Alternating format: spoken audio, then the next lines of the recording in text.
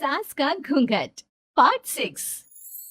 अब तक हमने देखा कि रात के अंधेरे में चुपके से सचिन देविका से माफी मांगने जाता है, लेकिन देविका कहती है, सचिन, मेरे लिए सबसे बड़ी चीज मेरा आत्मसम्मान है, इसलिए मैं तुम्हें माफ नहीं कर सकती। अब तुम यहां से जा सकते हो। देविका, एक बार मुझे मेरे बच्चे से तो मिलने दो। मैंने अभी तक उसे देखा भी नहीं है। कौन सा बच्चा सचिन? वही बच्चा जिसे तुमने और तुम्हारे बाप ने अपने घर के अंदर तक नहीं घुसने दिया। आज अचानक बच्चे की याद कैसे आ गई? देखो सचिन, चले जाओ यहां से। मेरे बच्चे के सामने और मेरे सामने फिर कभी मत आना। सचिन जब घर जाता है तो घर के सभी आदमी उसे डांटने लगते हैं। इतनी रात को कहाँ गया था सचिन? देविका से माफी मांगने। तुझे शर्म नहीं आई अपनी बीवी से माफी मांगते हुए? घर की इज्जत का कुछ ख्याल है कि नहीं? लेकिन चाचा जी, आखिर अपनी ही पत्नी से माफी मांगने में कैसी शर्म? लो जी लो, नवाबजादे पूछ रहे हैं कि कैसी शर्म। अरे मुझे अभी तक यह समझ में नहीं आता कि देविका तेरी पत्नी है या तू देविका की पत्नी है। जीजा जी, पति पत्नी एक समान होते हैं और माफी मांगने से कोई छोटा बड़ा नहीं होता। काश मैंने पहले अपनी पत्नी का साथ दिया होता। आज मैं आखिरी बार आपको समझा रहा हूं कि आप सब भी अपनी पत्नियों से माफी मांग लो। देविका ने तो मुझे माफ नहीं किया, शायद माँ, चाची, भाभी और दीदी ही आप सबको माफ कर दे। सचिन सभी को समझाने की बहुत कोशिश करता है, लेकिन कोई भी उसकी बात नहीं सुनता। वहीं दूसरी ओर सुजाता के हाथ का बना खाना सारे गांव में फेमस हो गया था, तो उसने एक बहुत अच्छा सा होटल खोल दिया। देविका, मैं चाहती हूँ मेरे होटल की सबसे पहली ग्राहक तुम ही हो, क्योंकि तुम्हारी वजह से ही आज मैं अपना खुद का होटल खोल पाई हूँ। क्यों नहीं भाभी? लेकिन भाभी, आपको अब अपने होटल में ना सिर्फ इंडियन खाना बनाना है, बल्कि इटालियन, चाइनीज और फ्रेंच खाना भी बनाना होगा। सुजाता सभी औरतों को अपने होटल का खाना खिलाती है। खाना खाने के बाद कम्मो कहती है, अरे बहू, इतना अच्छा खाना तो मैं भी नहीं बना सकती। तू तो वो हो गई, क्या कहते हैं उसे? मास्टर शेफ चाची जी। हाँ, मास्टर शेफ। बहू, अब तेरा होटल चलेगा नहीं बल्कि दौड़ेगा। हाँ बहू, तूने सच में खाना बहुत स्वादिष्ट बनाया है। अब वीना बेटी, तुझे क्या करना है? अपना बुटीक कब खोलेगी?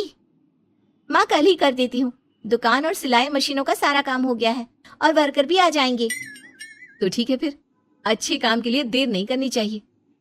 देविका, मैं चाहती हूँ कि मेरी दुकान का इनॉग्रेशन तुम करो। आखिर तुम्हारी वजह से तो मेरा बुटीक खुल रहा है। अगले दिन वीना भी अपना बुटीक खोल लेती है। उसका बुटीक भी चलने लगता है। माँ, आजकल ना कस्टमर ज्यादा हो गए हैं। बुटीक में जो वर्कर है वो वर्कर कम पड़ रहा है। मुझे और वर्कर की जरूरत है। बेटी, गांव में तो तुझे कोई मिलने से रहा। अच्छे वर्कर तो शहर से ही मिलेंगे। हमें भी कुछ लोगों की जरूरत है जो हमारे बर्तन शहर ले जाकर बेच सके। देविका बहू, अब तू ही कुछ कर। ठीक है माँ जी, मैं अपने पापा से बात करती हूँ। वो अखबार में इश्तेहार दे देंगे तो कई वर्कर आ जाएंगे। कम्मो और विमला के बनाए बर्तन भी दूर दूर तक बिकने लगे। सभी औरतें देखते ही देखते बहुत फेमस हो गई। अब देविका ने गांव में अपना स्कूल भी खोल लिया। सभी गांव की लड़कियां स्कूल जाने लगी। एक दिन देविका ने सभी से कहा, माँ जी, मैंने स्कूल तो खोल लिया है और गांव की लगभग सारी लड़कियां भी आ रही हैं, लेकिन कल से आप सब भी आएंगी, गांव की सभी औरतों के साथ। देविका बहू, कैसी बात कर रही है तू? इस उम्र में हम स्कूल जाते हुए अच्छे लगेंगे क्या? माँ जी, पढ़ने की कोई उम्र नहीं होती और आप सबको मैंने कितना कुछ तो सिखा दिया है। अगर आप सब स्कूल पढ़ने आएंगी तो इससे गांव की सभी औरतों को हिम्मत मिलेगी। लेकिन बहू, अब हमें पढ़ने की क्या जरूरत? अब तो हम बूढ़े हो गए हैं। चाची जी, जरूरत है पढ़ने की, और पढ़ने की कोई उम्र नहीं होती। अब देविका लड़कियों को पढ़ाने के साथ साथ गांव की औरतों की शिक्षा पर भी ध्यान देने लगी। कुछ दिन में घर की सभी औरतों के बारे में राज्य के बड़े बड़े मंत्रियों को पता चला और वो सीधा उनके गांव उनसे मिलने पहुंचे। देविका जी, आपकी वजह से पूरे गांव का नाम रोशन हो गया है। जगह जगह आपके घर की सभी औरतों की तारीफ हो रही है। हाँ देविका जी, आप सभी के बारे में सुनकर हम अपने आप को रोक नहीं पाए और आपसे मिलने आ गए। देविका जी, हम आपको और आपके घर की सभी औरतों को सम्मानित करना चाहते हैं और आपके स्कूल के लिए डोनेशन भी देना चाहते हैं। इस तरह मंत्री और गांव के सभी लोग देविका के साथ साथ उसके घर की सभी औरतों को प्रतीक चिन्ह देकर, फूलों की माला पहनाकर और शॉल देकर सम्मानित करते हैं। इसके अलावा देविका के स्कूल के लिए भी बहुत पैसा देते हैं। जिस पंचायत ने देविका के खिलाफ फैसला सुनाया था, उस पंचायत को अपने फैसले पर आज पछतावा हो रहा था। उधर घर के आदमियों की हालत और भी खराब हो रही है। बापू, चाचा जी, अब सचिन ने आपको समझाया था कि सबसे माफी मांग लेते हैं, तब आपने हमारी बात नहीं सुनी। अब देखिए सभी का राज्य में कितना नाम हो रहा है, खुद मंत्री जी उनको सम्मानित करने आए हैं। बापू, मोहन और सचिन ठीक कह रहे हैं। हमारी हालत तो दिन पे दिन खराब होती जा रही है। ना तो हम घर का कोई काम कर पा रहे हैं और ना ही बाहर का।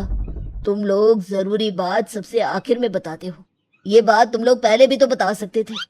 भैया, हमें सबसे माफी मांगनी चाहिए और सबको यहाँ बुलाकर लाना चाहिए।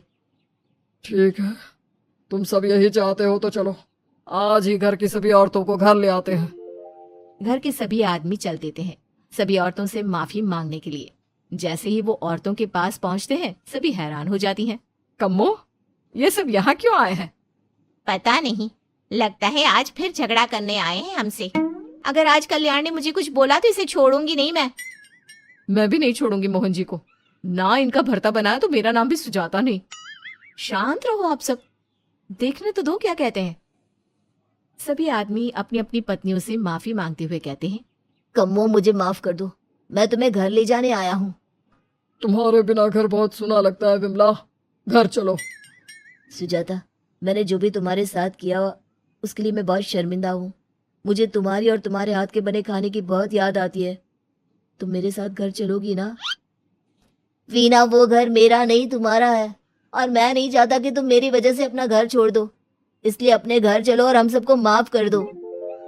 अपने पतियों की इस तरह माफी मांगने से सभी औरतें अपने पतियों को माफ करके उनके साथ जाने को तैयार हो जाती हैं। लेकिन देविका घर आने से मना कर देती है। सभी औरतें उसे समझाती है। देविका बहू, अब घर जाने में क्या दिक्कत है? मांग तो ली सबने माफी। देख तो सचिन भी कितना शर्मिंदा है। हाँ बहू, हमारी लड़ाई तो यही थी कि ये हमसे माफी मांग कर इज्जत के साथ घर ले जाए। अब घर चलने से तेरी शादी बच सकती है। चाची जी, मैं पहले भी बता चुकी हूँ, अब दोबारा से फिर कह रही हूँ, मेरे लिए शादी से बड़ा है आत्मसम्मान। आप लोगों की शादी आपकी मर्जी से नहीं हुई है, लेकिन मेरी शादी मेरी मर्जी से हुई है। इसलिए शायद आप लोगों को फर्क नहीं पड़ता कि आपके पति ने आपके साथ क्या किया, पर मुझे इस बात से बहुत फर्क पड़ता है कि मेरे पति ने मुझे अपने बराबर नहीं समझा और इसलिए मैं उसे माफ नहीं कर सकती। देविका, मैं अपने बर्ताव के लिए बहुत शर्मिंदा हूँ। तो जिंदगी भर शर्मिंदा रहना। और हाँ, आप सब इनके साथ जाना चाहती हैं तो जाइए, लेकिन मेरी एक बात हमेशा याद रखिएगा, शादी सिर्फ एक रस्म होती है। इस रस्म में पति और पत्नी बराबर के हिस्सेदार होते हैं, ना कोई छोटा होता है और ना कोई बड़ा। इसलिए यदि आपका पति आपको सम्मान दे तो बदले में उसे सम्मान दो, नहीं तो वो जैसा करे आप भी वैसा ही करो। देविका सचिन के साथ नहीं जाती है और अपने बेटे के साथ वहीं रहने का फैसला करती है। अब वो न सिर्फ अपने गांव बल्कि हर जगह जाकर महिला शिक्षा और उनके अधिकारों का प्रचार करती है। हमारे प्यारे दर्शकों, हमें कमेंट करके जरूर बताएं कि देविका का ये फैसला आपको कैसा लगा और हमारी कहानी सास का घूंघट आपको कैसी लगी। इसी तरह की मजेदार कहानी सुनने के लिए हमारे चैनल को सब्सक्राइब जरूर करें।